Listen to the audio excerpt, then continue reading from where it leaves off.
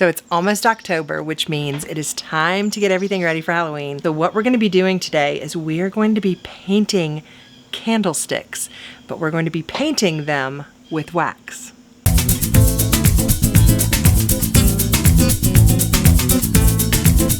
So I've seen some people do this where they just kind of, do some polka dots. They'll put like some hearts maybe for Valentine's Day, but I haven't seen anybody do it for Halloween. And I thought this would be such a fun, easy, very inexpensive craft to do. All you're gonna need are some fine point brushes. The next thing that I got that I thought would work well, especially for some fine details, are just some bamboo skewers. So these are so cheap. I mean, you can go get these at the Dollar Tree. I actually ordered mine online just because I wanted to get a bunch of them, and they were very inexpensive. You're also gonna need some wax. So I found these little kind of a burgundy color. Of course, I've got my white. And then, because it's for Halloween, I wanted to have black. I could not find a black candle. I don't know why I couldn't find a black candle, but I couldn't. So I found these Halloween scented wax melts. These were $1.98 at Walmart. And so they just come in the little squares. I have a little wax melter, burner, whatever you call those things. So I'm just gonna melt this and use this, which I'm excited because I think this is gonna have some really nice pigment. Like I think it's gonna be really dark. So I think this is gonna work well. And check out these adorable candlesticks that I picked up. So it's a set of 3. And don't worry, I did get some of this stuff that stick 'em, because look, it's a little wobbly. So once I'm done painting this, I'll put some of that in here. That'll help hold it up. But yeah, I got 3 of these. It's like a little set of 3, super cheap. I got this on Amazon. I'm gonna link everything below so you guys will have it. And then I just got some tapers that I picked up at Walmart. But I love these. I got my black taper, and then I loved this kind of minty green, which I think this can be a nice little fall color. So, and then of course I got my white. But it's nice to have a candlestick out so that as you're working, you can kind of like set it there to dry so it doesn't roll over and mess up your wax. Oh, and you need a lighter. All right, so all that I'm gonna do is I'm just going to light these little tea lights, and I'm just gonna let these melt.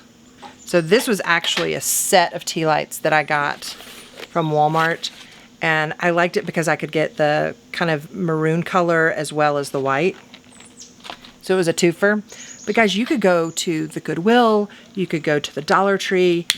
I mean, you can go just about anywhere and find some inexpensive candles, because it does not need to be nice. You also wanna make sure that you have something to kind of put underneath when you're painting. So I just got a scrap piece of cardboard to use. So I did not have an extension cord, but I have this. So this is my probably one of my favorite things that I have from Ryobi. And look at this.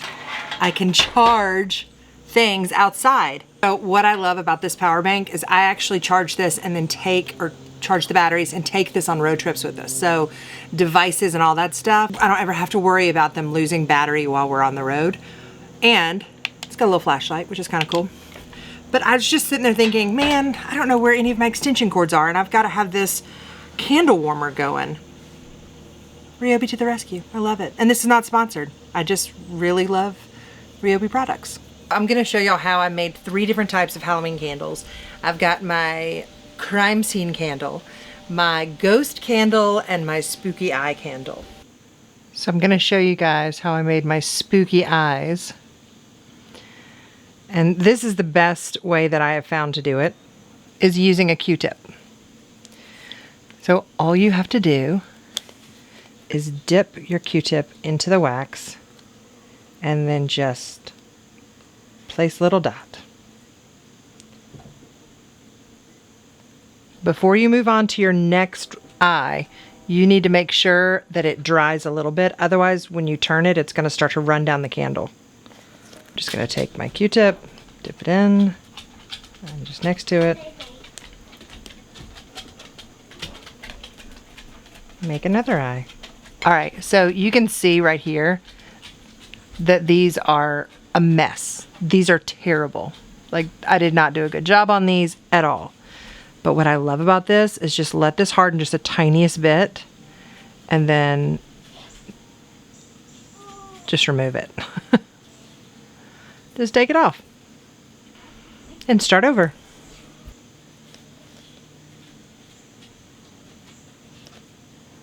The thing I love about the wax is that you can take these little skewers and you can, while it's still a little warm, you can kind of push it around a little bit. Then you can scrape off any excess. You just have to be gentle with it because you don't want to scratch the wax on the candle. But you can kind of shape the little eyes if you didn't get it just right. So once you have your eyes, the white of your eyes the way you like it, you're just going to dip into the black wax. And if you're worried because your bristles are really hard, like when the wax hardens, the beauty of it is all you have to do is put it in there for just a second and it's going to melt the wax that was on there. Just dip just a little bit. You want to be real careful with this part because you don't want to get too much of the black wax. And then you're just going to dip it onto the whites of the eyes.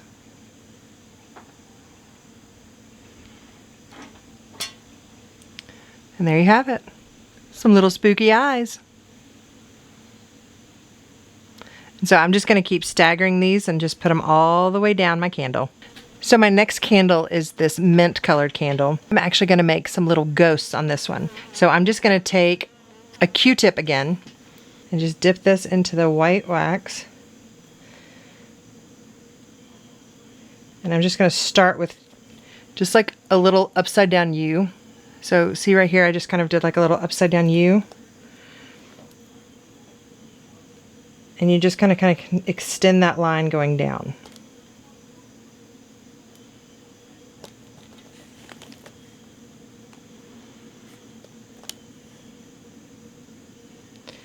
Now in order to get the white to really show up on this, you're going to have to do layers of white. But you want to be careful because if you build it up too quickly before it dries, it's going to take that white and it's just going to start running. So this one I like because it's very subtle. The ghosts are a little translucent, which that's the way ghosts are supposed to be. Hey Mom, I love you. I love you, baby. Here's my little ghost. And now what I'm going to do is I'm going to take this paintbrush, this into my black wax.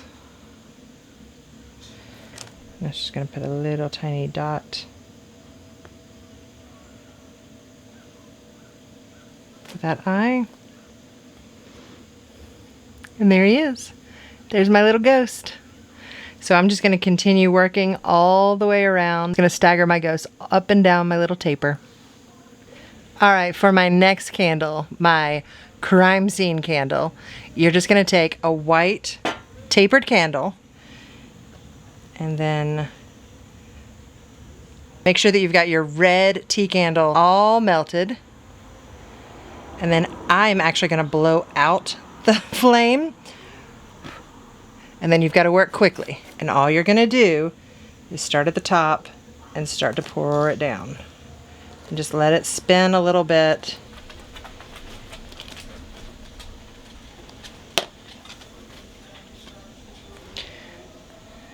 And then you've got a crime scene candle.